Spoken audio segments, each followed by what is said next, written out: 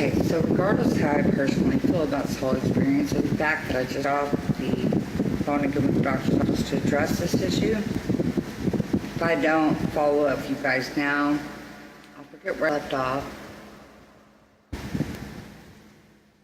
My ADM memory issues, I will forget. So I've got to continue now. Probably served me well to do good vending session anyhow. I have nobody to truly speak to about these sorts of things.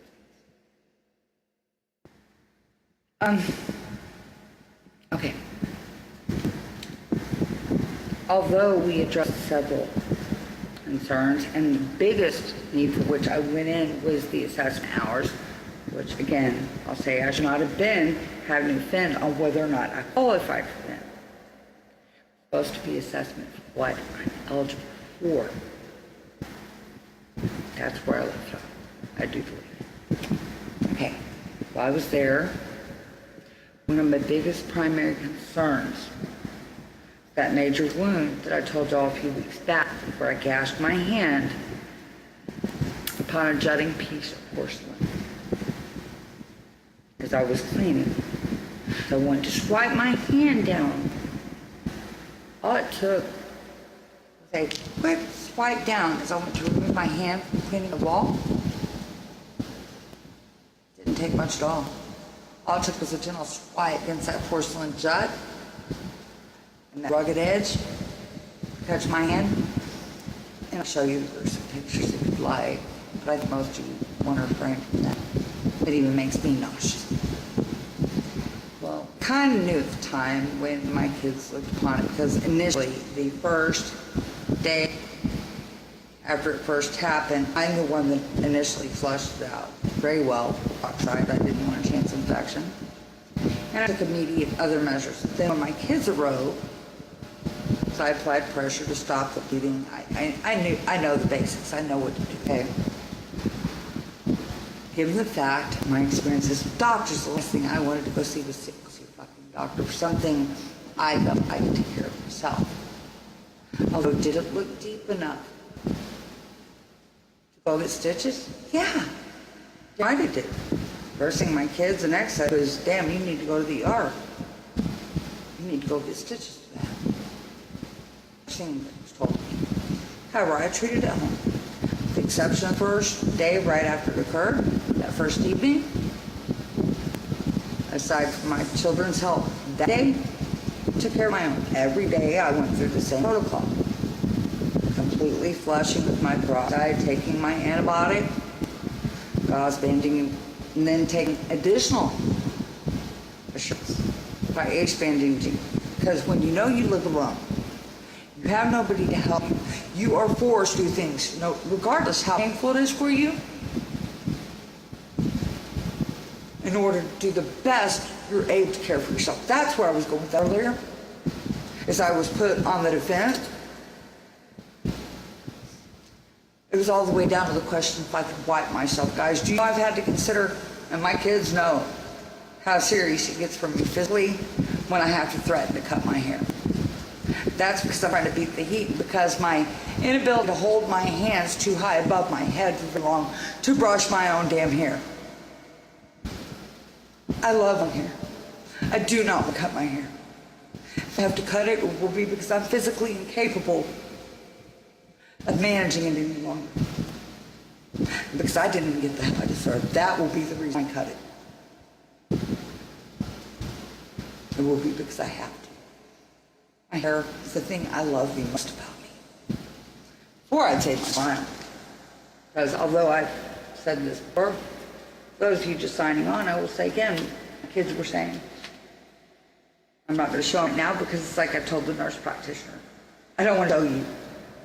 It's so horrific. And although I've shown you, you'll catch a glimpse of it from time to time. It's not something I appreciate showing as I lose my teeth due to this illness.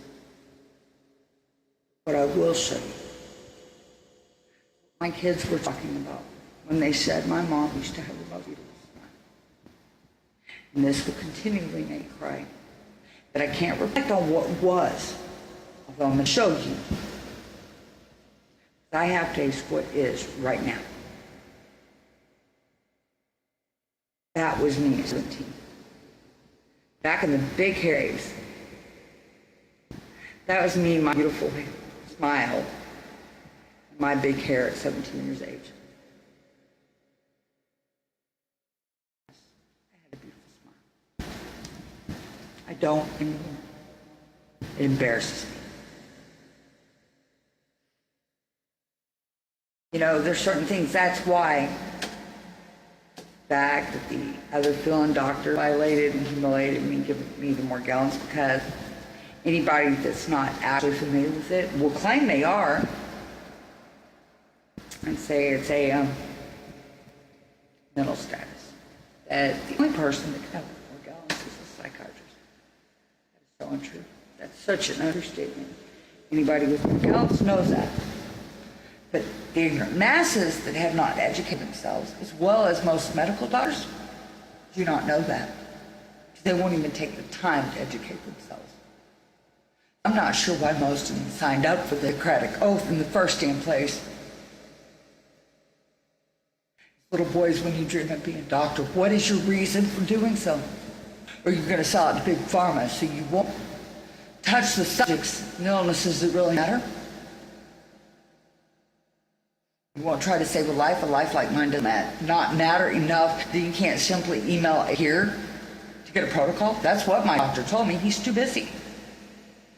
He's so busy, my life doesn't matter enough to send a simple email in order to get the protocol regimen that might help me. I can't even get them to read the numbers correctly on a fucking Lyme test. Although I've already tested positive for one.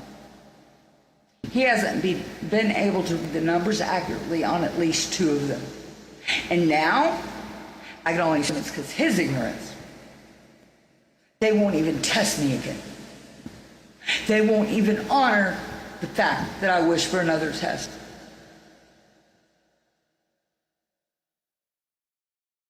So I'm most likely chronic Lyme by now. There are many things, if you know a damn thing about Morgellons, that go hand in hand. Lyme is one of them, as well as many other diseases. You don't have a Lyme literate doctor, or one even willing to be open-minded enough to discuss Morgellons, wants to think you're insane in the brain and humiliate you, or for his fill-in doctor to violate you sexually, or try. How in the hell are you going to get anywhere to find out what else you might have? But I can tell you what you have, which I had to self-diagnose myself with Morgellons, which is why Lyme test was so important, was to validate that, because I knew what they would try to claim. See, I've already claimed that. That's something people understand. Back to the fact I had Morgellons, because 2/3 Morgellons sufferers. Last I knew that was the numbers, so don't quote me on that. Do your own damn research. When I was doing my research at that time, it's my understanding 2/3 of Morgellons sufferers also have Lyme. And I'm not getting into which came first, guys. I was like, did the chicken cross the road? Did the egg come first or the chicken? Whatever. To me, that's a stupid argument. I can tell you in my case, I felt as though the Morgellons presented itself first. And I already had it at least 8 to 10 years. Well, no, I take that back. Sorry, my calculation's wrong. Probably at least 7 years before I had the Western blot Lyme test done and tested unequivocally positive on my very first Western blot test. So, in my case, the Morgellons came first. The Lyme was secondary. There's a lot of arguments, a lot of debate. A lot of people do more research on this than I do. I try not to focus on it much unless I have to, because I don't have a good support system. I deal with this shit very much alone. And then I share it with the rest of you because I feel, I'm told, sharing is caring. And I share my journey so that others suffer the same. No, not alone. As I continue on. So much love to you, as always, snuggle.